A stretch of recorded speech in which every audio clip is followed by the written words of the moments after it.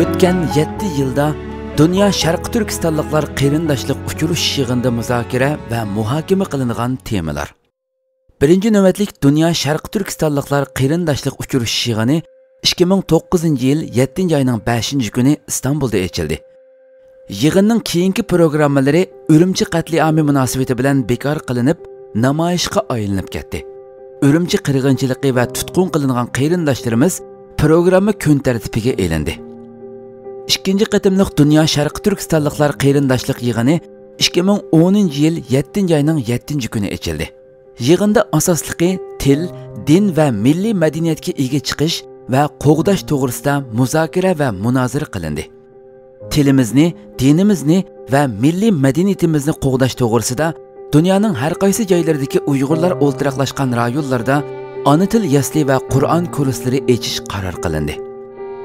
3-navbatlik Dünya Sharq Turkistonliklar qarindoshlik uchrashuv yig'ini 2011-yil 19-iyun kuni İstanbulda ochilish marosimi bilan boshlanib, 26-iyun Bolu shahrining sayohat rayoni bo'lgan Sunnat ko'li bo'yida muvaffaqiyatli oxirlashdi. Yig'inda 4 turlik soha bo'yicha hamkorlashish to'g'risida qaror e'landi. E'lingan qarorlar ta'lim-tarbiya sohasida hamkorlashish, tashviqot va axborot sohasida hamkorlashish, diniy da'vat va suhbat yig'ini uyushtirishda hamkorlashish, iqtisodiy sohada hamkorlik deganlardan iborat bo'ldi. 4-navbatlik Dünya Sharq Turkistonliklar qarindoshlik yig'ini 2012-yil 7-oyning 8-kunidan 14-kunigacha Bolu shahriga qarashliq Sunnat ko'li bo'yidagi mehmonxonada ochildi. Yig'inning asosiy mazmunlari: 1. amaliyotchanlikni ishga oshirish, 2. tashkilotchanlik, tashkillanish sistemasi, qoida prinsiplari, 3. tashviqotning ahamiyati, ijtimoiy uchur aloqa va axborot sohasida saviya oshirish, 4. ma'arif, ta'lim-tarbiya sohasidagi xizmatlar, 5. da'vat va tabliğ xizmatlari, 6. iqtisodiy yuksalish faoliyatlari. 5-navbatlik Dünya Sharq Turkistonliklar qarindoshlik uchrashuv yig'ini 2013-yil 23-iyundan 28-iyungacha Düzce shahrida ochildi. 5-qatimliq uchrashuvimizning asosli temasi islohot edi. Ya'ni iymon, amal, ideya, siyosiy ko'zqarash, siyosiy ong, dunyo vaziyati, vatan va xalqimizning tarixi, buguni va kelajagi, tashkilotlarimiz va tashkilotchiligimizda ko'rilayotgan masalalar.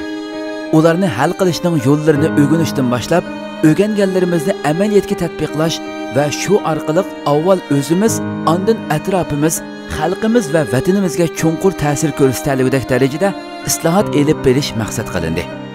Bu islohot programmasining plan loyihasini tuzib chiqish uchun islomiy islohot, siyosiy islohot va tashkiliy islohotdan iborat 3 tarmoq tema belgilandi. Bu bir necha kunlik faoliyatimiz jarayonida so'z qilgan ustozlarimiz asosan mana shu 3 halqani tutqi qilib turib, bizni nurg'un bilim bilan ta'minladi.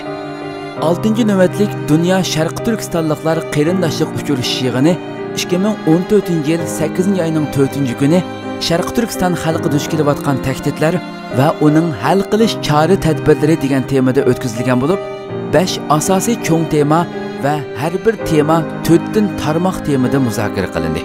Yig'inda muzokara va muhokama qilingan asosli temalar: 1-kuni islom dini duch kelayotgan besim va tahdidlar va hal qilish chora usullari. 2-kuni ichki va tashqi kuchlardan kelayotgan tahdidlar va hal qilish chora usullari. 3-kuni assimilyatsiya va nupus tangpungsizligi va hal qilish chora usullari. 4-kuni Sharq Turkiston xalqi ma'arif jihatdagi duch kelayotgan tahdidlar va hal qilish chora usullari. 5-kuni madaniyat va urf-odatga qarata duch kelayotgan tahdidlar va hal qilish chora usullari. 7-navbatlik Dünya Sharq Turkistonliklar qarindoshlik uchrashuv yig'ini 8-oyning 20-kunidan 22-kunigacha İstanbulda o'tkazildi.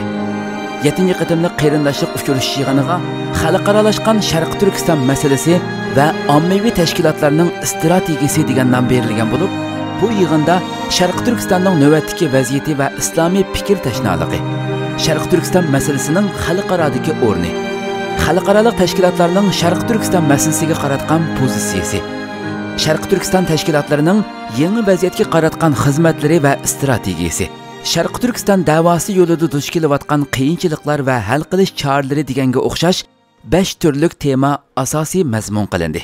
8-ci növbətlik Dünya Şərqi Türkistonluqlar qeyrindaşlıq uçuruş yığınının baş temasi Şərqi Türkiston mücadilisida sağlam fikir, to'g'ri harakat qilib belgilendi. Mana hozir siz aziz qeyrindoshlarimiz bilan bu tema atrofida qizg'in suhbat mulohizlarda bo'lmoqdamiz. Şərqi Türkistondan iborat bu munbat islomiy tuproq Asiya, jumladan O'rta Osiyo tarix batlarida hech qachon o'zining bugungidek ichinishlik holini ko'rgan emas. Aqida, e'tiqod, til, madaniyat, an'ana, insoniy qadr-qimmatlar oyoq osti qilinib, sabiy farzandlarning asli fitratdagi ong ideyalari insoniy tafakkurdan halqigan chirkin va yirginishlik qimmat qarashlarining qurboni bo'ldi. Millatning mana mushundaq xalqiliq bir tarixiy bosqichida har qaysi sohalardagi ziyolilar, adiblar, millat vakillari va da'vo sepidagi avangard o't yurak yoshlarning birlik, ittifoqlik saflarini mustahkamlab, chingitib, Sharq Turkiston xalqi uchun eng unumli chiqish yo'li to'g'risida umumiy birlikka kelgan plan loyihalarni o'ttirg'i chiqarishni maqsad qilgan qeyrindoshlik uchrashishi umumiy vaziyatning taqozosi bilan maydonga keldi. Bu qeyrindoshlik uchrashishining tayyorlik xizmatlari putib 2009 yili 7-oyning 5-kuni tunji qitimliq faoliyatga qadam olgan kunida Xitoy tajovuzchilarining vahshiyona elib borgan Urumchi qirg'inchiligi yuz berdi. Bu qirg'inchilik yuz bergandan keyin dunyoning har qaysi taraflaridagi Sharq Turkistonlik qeyrindoshlarga nisbatan bundaq bir qeyrindoshlik uchrashishining ahamiyati va ta'xirsiz holda bo'lmasa bo'lmaydiganligi texmi ochiq oydinlashdi. Demak, qeyrindoshlik uchrashishi orqali Sharq Turkiston xalqining talab taqozolari ilmiy yo'l bilan o'zaro hamkorlik asosida kun tartibga keltirilib, zulm, tajovuzchilik va milliy qirg'inchilik jinoyatlariga qarshi xalqarалық Türkistonliklar birlik sepi hosil qilinadi. Buning uchun o'zaro uchrashish, fikr almashtirish, tushunish, o'ttirg'i qo'yish, o'rtoqlashish muhim va ahamiyati zo'r bo'lgan bir faoliyat bo'lib hisoblandi. Undan boshqa bu uchrashish Sharq Turkiston vaziyati to'g'risidagi eng jiddiy va eng halqiliq bo'lgan muhim masalalarga qarata yangicha bir andiza va hal qilish choralari haqida o'rtaq tunish hosil qilib, Sharq Turkistonning mustaqillik yo'lidagi ig'ir va mushaqqatli xizmatlarini o'ngishliq elib berishda intayin muhim ahamiyatga ega.